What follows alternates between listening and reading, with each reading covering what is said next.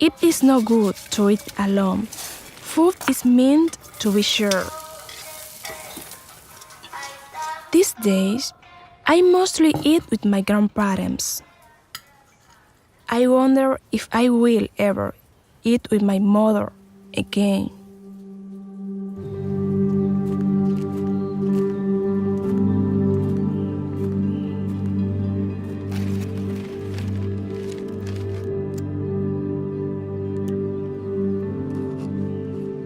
Dear Mother, it's been a while since we've seen each other. There are so many things I want to ask you. When I was growing up, I wonder why I lived with my grandpa. Why was I not with you? Where were you all those years? I didn't understand that you were hurting yourself and hurting our family. I didn't know that was why you were away.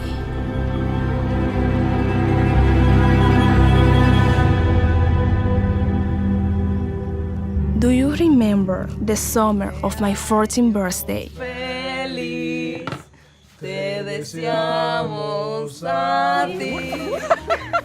I thought this is what my life should be. You and me together. So, when you ask me to live with you, I say yes. Año feliz. Pide un deseo. I didn't know that you were so broken.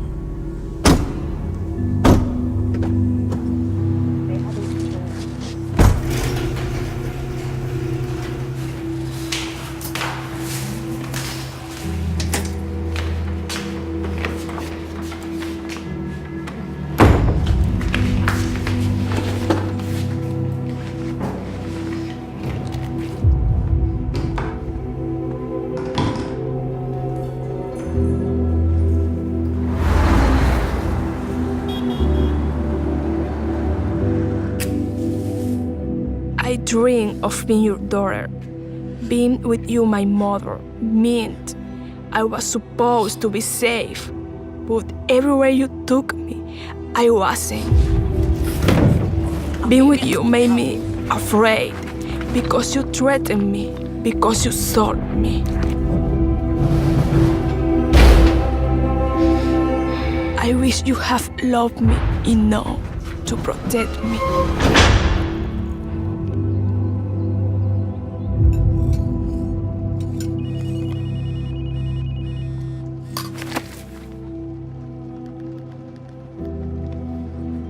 Hola Liana, ¿cómo tú estás? Papi. Liana, ya han pasado meses y tú no me has devuelto la llamada. Liana, ya han pasado meses y tú no me has devuelto la llamada. ¿Te está pasando algo? ¿Teresa te está haciendo daño?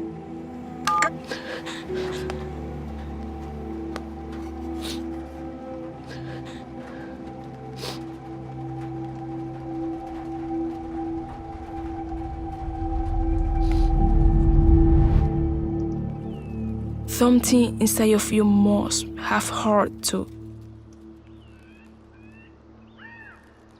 Did you know that I pray for you? Dios mío, te pido por un milagro. Por favor, hazme el milagro de que mi madre mejore y deje todas sus adicciones.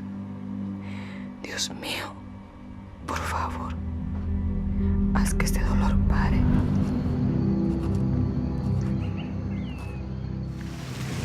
The day I go away from you, and when I finally go to tell Grandpa the truth, was hard.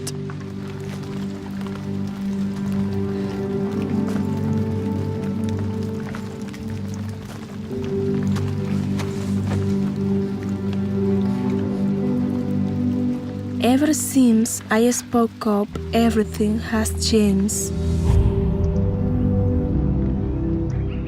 With IJM's help, I'm now safe. The fear I had is disappearing.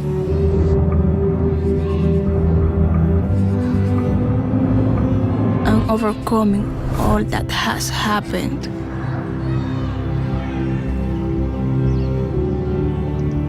It's hard to see you in jail, but I hope you can get better.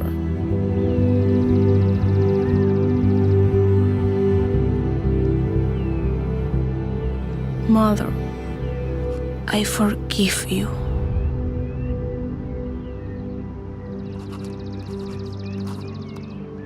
Your daughter, Liana.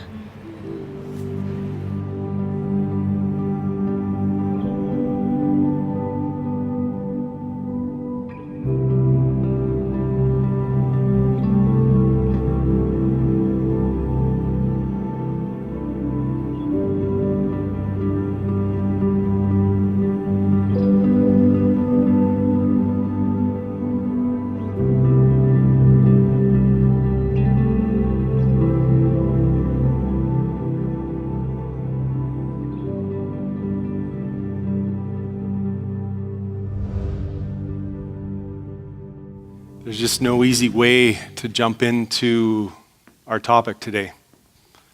There's nothing light, nothing humorous about what we're going to cover today. The reality is slavery exists in our world. The reality is sexual exploitation exists as part of that. It's estimated that in our world there are still over 40 million people in slavery. And of that 40 million, 1 in 4 are children. There in 2016, they estimated that 3.8 million adults were victims of forced sexual exploitation in our world. And over 99% of those are women. Human trafficking amounts to about $150 billion a year. 2/3 of that coming out of the sex trade. In India, every 8 minutes, a child goes missing. And half of them are never found again. So for the time it takes us to run our 2 services today, 26 children in India will have disappeared. For the time for us to live one day, 180 children will disappear.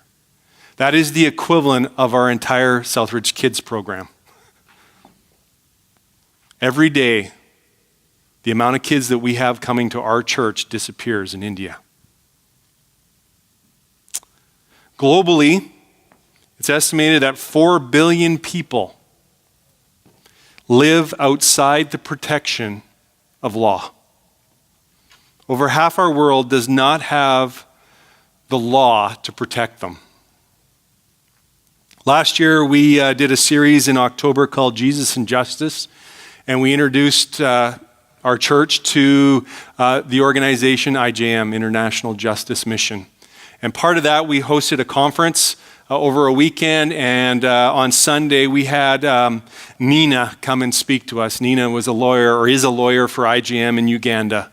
And she talked about how her work every week is to help widows who have had their land forcibly stolen from them and help them to recover that land. IJM has now become one of the biggest anti-slavery organizations in the world.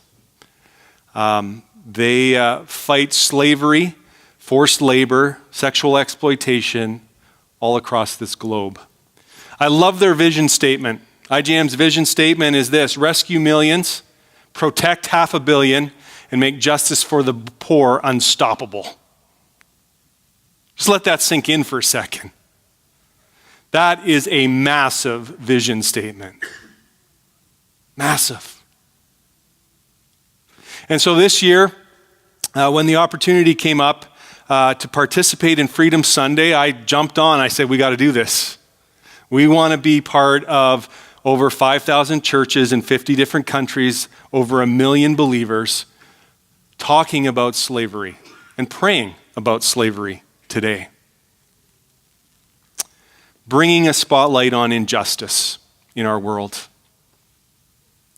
here's where, as I was thinking this through, this is where I came to, I said, I think I have a problem. Because most of us sitting here live in an amazing country, we do. And I'm betting that almost all of us have never experienced the type of injustice that we're talking about today. We may have heard it, but we've never experienced it. And so how do we jump out of our cultural mindset to actually be able to get to the place where we can empathize with those who are oppressed, who are in slavery, who are taken advantage of? I mean, we think injustice sometimes is when we get cut off in traffic, going, my rights have been violated, you stole my spot. And we get upset at the person ahead of us. We become indignant, and we think that is injustice. Injustice is not about a personal affront. It goes way deeper than that. I came across this definition of injustice looking at some of the IGM material that I was sent, and they define it as this way: injustice is the abuse of power that occurs when one person takes from others the good things that God intends for them: their life, their dignity, their freedom, and the fruits of their labor. The writer of Ecclesiastes points to the reality of injustice when in chapter 4, verse 1, he says, "Again I looked and saw all the oppression that was taking place under the sun. I saw the tears of the oppressed, and they have no comforter. Power was on the side of their oppressors, and they have no comforter." And he's talking about the utter hopelessness that those who find themselves being oppressed are in. They have no power, and the ones in power are not the ones that are taking care of them. The ones that God had put in terms of his design to take care of people are the very ones that are using their power to abuse. And so it's parents, it is bosses, it is the police system, it is the government sometimes that uses the power that God has given them to actually be the oppressors. And there is no one to speak up, no one to stand for them. The oppressed have no freedom. And if you're like me, having lived in Canada a good chunk of time, even if we've been to other places in the world, we really do not understand what it is to feel and be in a place where we don't have freedom. Because when we do not have freedom, it leads to having no hope, no sense of safety. I was talking this week with Dennis, who's on staff part-time as our director of care, pastoral care. His other half-time job is he's currently the interim director of New Hope. And New Hope is our fellowship agency that helps refugees as they come into Canada get settled, adjusted, and then helps them move out and helps them start their own life so that they can continue on their own. And so we were talking about, he was just sharing with me some conversations he had had with a number of the refugees. And basically our conversation went like this: refugees who come into Canada come from places where there is usually no freedom, and they definitely have been in a place where they have no hope. And Dennis said to me, "You know what, Brent, one of the things we have to do when they come to Canada and we're working with these families and we're living beside them and teaching them skills of integration, one of the things we actually have to teach them is how to live free." Let that sink in for a second. How to live free. Something we just take for granted. Last year, our family had the privilege of having a young lady from Colombia live with us for a number of months. Her name was Lucy. And a couple of months in, Pam had this conversation with Lucy. We were all there, and she asked her this question: "Lucy, what's kind of the biggest difference you see from living in Colombia and living here in Canada?" Not missing a beat, Lucy said, "I feel safe."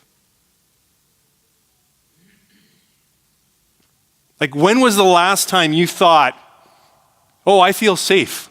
Isn't it a great feeling? We don't even think that way most of the time. That she wouldn't have to worry about her safety to walk from our house up to the library. Whereas every time she goes out in Colombia, it's a fear.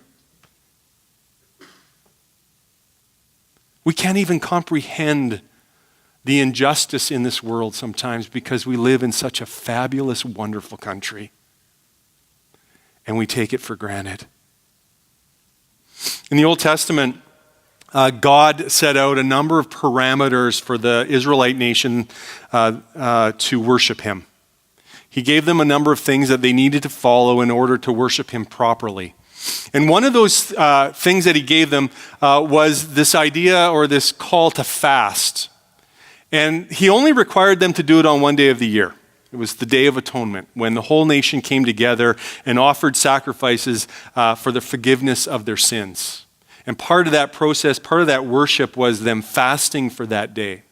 Now, God didn't stop the people from fasting at other points if they wanted to, so oftentimes they did. And by the time you get to Isaiah's time, the prophet Isaiah, fasting had taken on a little bit of a life of its own. And in chapter 58 of Isaiah, Isaiah is speaking to the people on behalf of God because the people had come to the place where they had misunderstood what fasting was about. And they had come to the place where they were fasting because they believed God required an outward action of them. And if they fasted, then God would listen to them. It was like getting a brownie point system. If I have a number of fasts, build up my brownie points, then if I get enough points, God will listen to what I'm praying about or listen to what I'm asking for. And everything will be okay. But in Isaiah 58, you start reading at the end of verse 3. And this is God's observation of how they were handling fasting. Yet on the day of your fasting, you do as you please, and exploit all your workers. Your fasting ends in quarreling and strife, in striking each other with wicked fists. You cannot fast as you do today and expect your voice to be heard on high. Is this the kind of fast I have chosen? Only a day for a man to humble himself? Is it only for bowing one's head like a reed and for lying on sackcloth and ashes? Is that what you call a fast, a day acceptable to the Lord? And then he really gets after them. Verse 6, is not this the kind of fasting I have chosen? To loose the chains of injustice and untie the cords of the yoke, to set the oppressed free and break every yoke? Is it not to share your food with the hungry and provide the poor wanderer with shelter, when you see the naked to clothe him and not to turn away from your own flesh and blood? And he ends there with a question.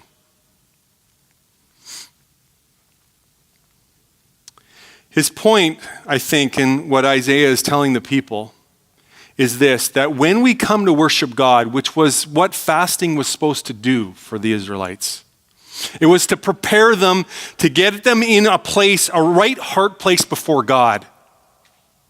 But as you can see by the comments, they weren't doing it to get right before God. They were just doing it out of ritual. Because here's the point. When we come to worship God, it should change us. When we come to worship God, it should impact us in such a way that we shouldn't be doing the things that don't please God outside of it. That's what he's calling out. He's saying, how can you fast when you turn around in that same day you exploit your workers? When you turn around and you get into fist fights? How is that worshiping God in the proper way? It's not. And he calls them out on it. In essence, he's saying, you can come to church every Sunday at the appropriate time. You can take time out of your week to do that. And you can come searching for God, to hear from God, to worship God. But if it doesn't change you, what good is it? And the change that Isaiah highlights is this, that when we worship God, one of the things that should occur in our lives, that when we worship God, it should take our eyes off ourselves and help us to see others. That's the whole point of the verses carrying on in 6 and 7. Everything he says is about someone else. It's not about us. And if we had time to read the previous verses, the people were fasting and they were complaining about why God wasn't doing something for them because they were being obedient in fasting. And it was all about them. So they came to worship God to try and get something out of God. Isaiah turns around and says, look, when we come to worship God, evidence of worshiping him means that we actually start looking at others. That's why when we frame our mission statement at SouthRidge and we say, love God, change this world one life at a time, it's what Isaiah is pointing out in chapter 58, so that when we are called to love God, we worship him. And as a result of loving him and worshiping him, our eyes shift off ourselves and we look out to where God has placed us and the people God has put in our lives, and we are there to help them find God, help them discover the love of God, help change their lives. When we live out our mission as a church, we are actually doing what Isaiah is calling us to do in this chapter.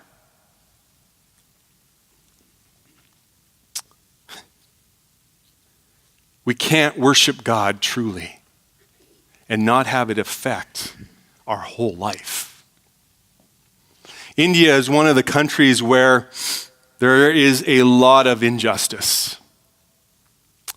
In fact, it is estimated that the most slaves in the world in one country reside in India. They estimate that at least over 18 million people are in slavery in India. That's why IJM has 5 field offices in India. And in fact, one of their offices has helped free over 7,000 slaves. I wanted to tell you a story of one of the people they have freed there. Her name is Gauri. Gauri and her husband Kumar were expecting their second child, and they ran into some medical expenses to do with the pregnancy.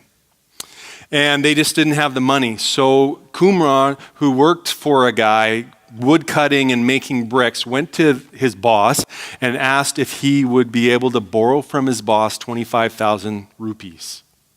Now that sounds like a lot of money, but when you convert it over to Canadian, it's just under $600. $600. That's what he's asking for as a loan, $600.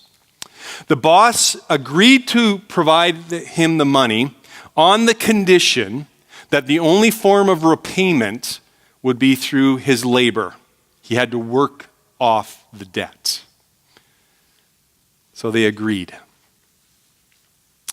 That's when their nightmare began. Because their boss basically put them into forced slavery. The boss was cruel. He was verbally and physically abusive.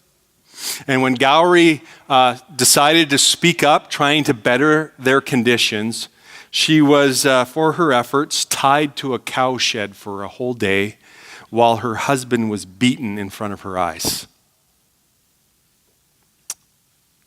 Then came the breaking point for Gauri when their 2-year-old daughter was beaten with a branch for playing with the water tap.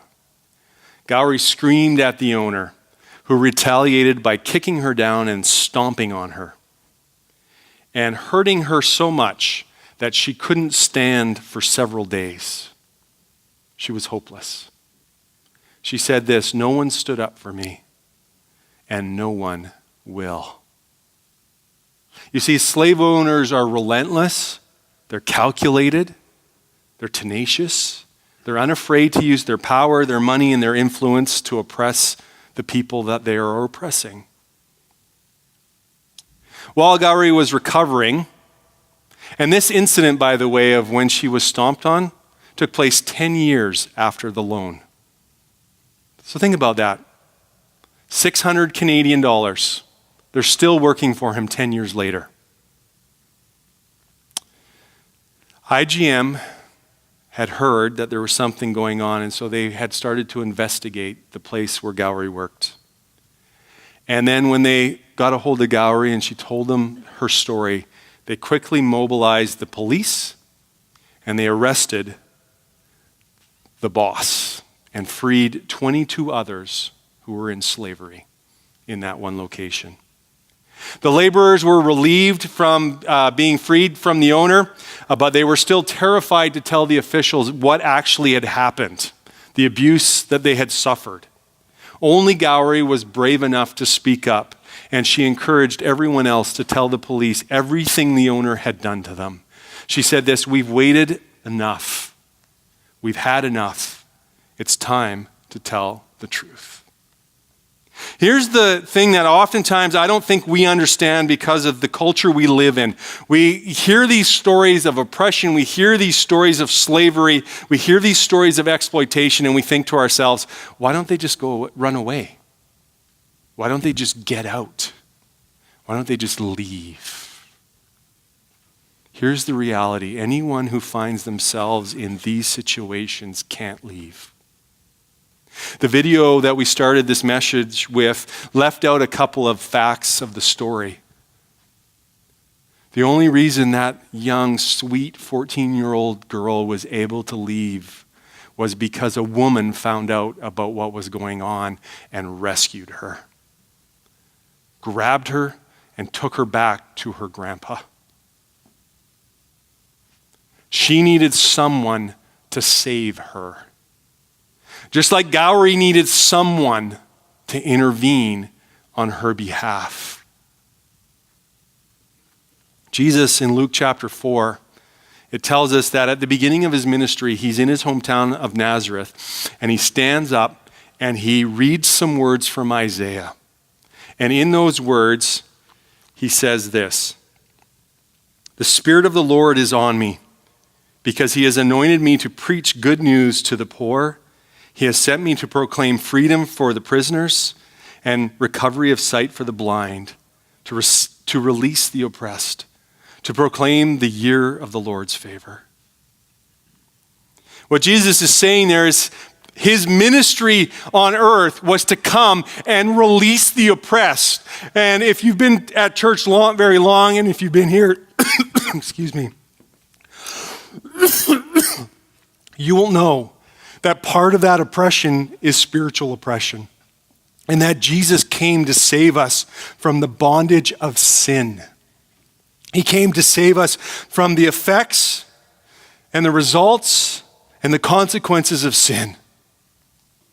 That was his main thing. But whenever Jesus went anywhere in talking to the people, whenever he came and proclaimed the good news of that salvation, he always tied it with the physical. He never just gave them this great news of the spiritual without actually helping people physically. So he healed people, their blindness. He helped those who were lame to walk again. He helped people where they needed help. And so when he announces to the people that I'm here to proclaim good news, he doesn't just stop it at the good news. Thank you. He keeps going and tells them that there is a physical aspect of why he's come to save them. Jesus is interested in not only our spiritual reality, but also our physical reality. God never designed humanity to be a place of injustice, where we would take advantage of each other for our own gain.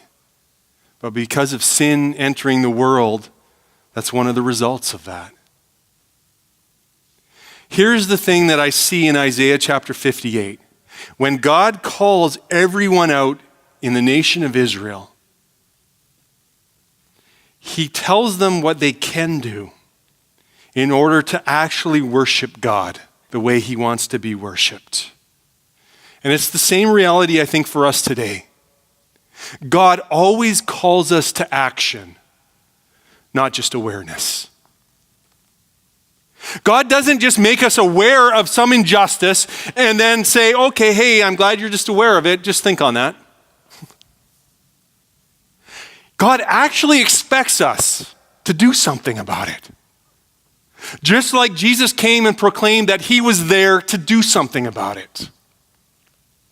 He expects us to go into action. Notice, this is what really stood out to me in verse 6 of Isaiah 58.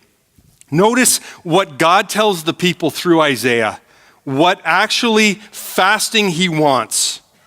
I know the hard one is loose the chains of injustice and cords of the yoke and free the oppressed. And you're going, I don't have anyone who's oppressed in my life. I don't have anyone who's wearing a yoke. No one's impressed, in my circle of friends. So what does it mean for me, Brent? All you have to do is read verse 7.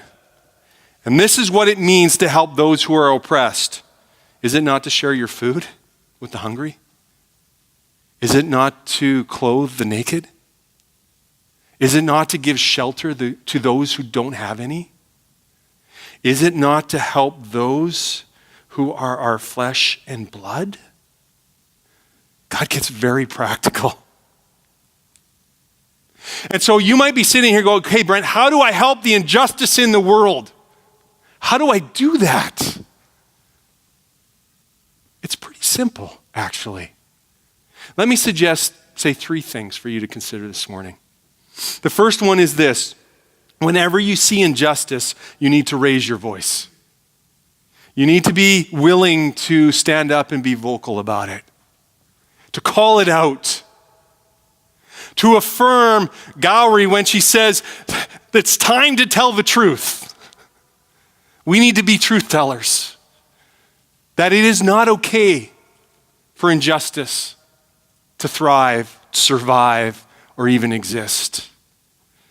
I think the second thing that we also need to do is not only raise our voice in the public square or in a setting where people need to listen, we also need to raise our voice to God and pray, which we're going to do today and which I'm actually going to ask you to do in a few minutes. But the third thing I think that we need to do, if we're actually going to listen to God as he calls us to action, not just be aware of a situation, is this. We need to use our resources that God has given us. We need to give. We need to, when we see someone who is hungry, be willing to share our food with him or her. We need to be able to take our clothes and give it to the person who needs it. We need to be willing to open up our home or provide shelter for those who need it. And we definitely need to do it for those who we are related to. That's what God calls us to do.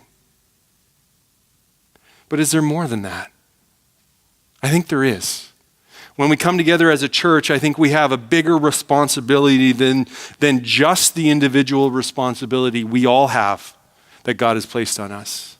I think there are things that God calls us to do as a church, and one of those might be, James Hill. We serve in James Hill every day of the school week, serving breakfast. You're going, well, what, Brent, why are we doing that? It's because there are kids at James Hill who come to school hungry. Yes, there are things in our own society where we can step into. And it's as simple as serving 80 or 90 kids that we do every day of the week a meal in the morning so that they can learn. Sometimes it's getting into the mindset and understanding what's going on globally in our world. And here at SouthRidge, we take serious our global responsibility. That's why generally every year we have a couple of teams that go out to different places in the world, and we've formed partnerships with ministries that are doing work in these areas to help alleviate poverty that is going on. This March, we have a team going to Mexico to work with our partners at Eternal Anchor, to work with kids that are there. And so if you're interested in that, they have an informational meeting on October 14th after the services that you can find out what they're going to do. You can find out the costs. There's some information in your program this morning that you can look at. We also work with Starfish Ministries in Haiti, and we have been for a number of years there. In fact, we've adopted a village called Palmier, where every year we're sending teams to help the people of Tricot and Palmier. We've built a school there because one of the best ways to help people out of poverty is education. And so we are helping people globally. And here's the thing that I've always found, that when people get outside of our cultural context, have the opportunity to travel somewhere else to see a different reality than what they're used to, God always opens their eyes. And maybe God is calling you to go on one of these trips this year. We're sending a team to Haiti in February. There'll be an informational meeting October 28th if you want to find out more about that. Maybe God is calling you to one of those trips to witness firsthand what it is to live in a society that is not Canada. Or maybe you're sitting there going, Brent, you know what? These stories you've shared today through video and speaking has really touched my heart, and I can see that IGM is doing some amazing work. And maybe God is asking you to partner with IGM so that IGM can continue to rescue people out of oppression and slavery. IGM has a program that they've started called the Freedom Partner Program. And basically they're just asking people to become part of a freedom partner with them. And what that means is to obviously give some money so that it'll help the ministry free people.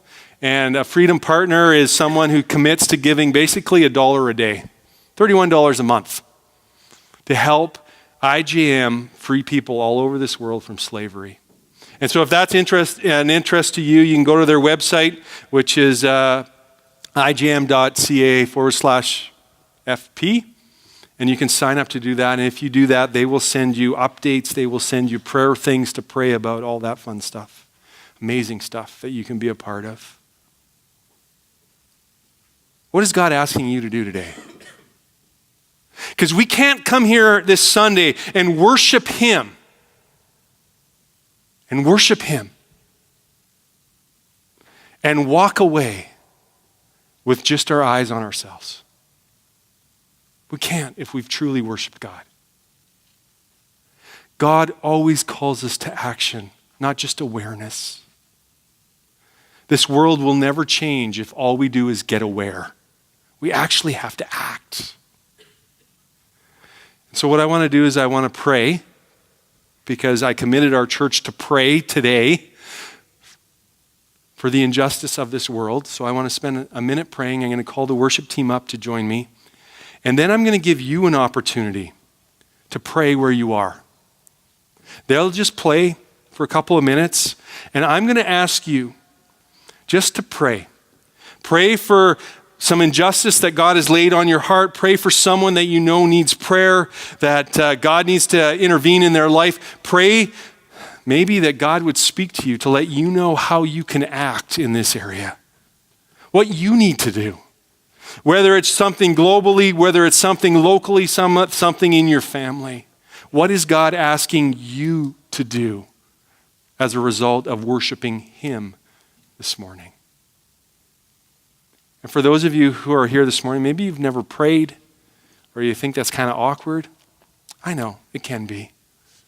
But God's always ready to listen. You don't have to be eloquent. You can stumble. You can mumble.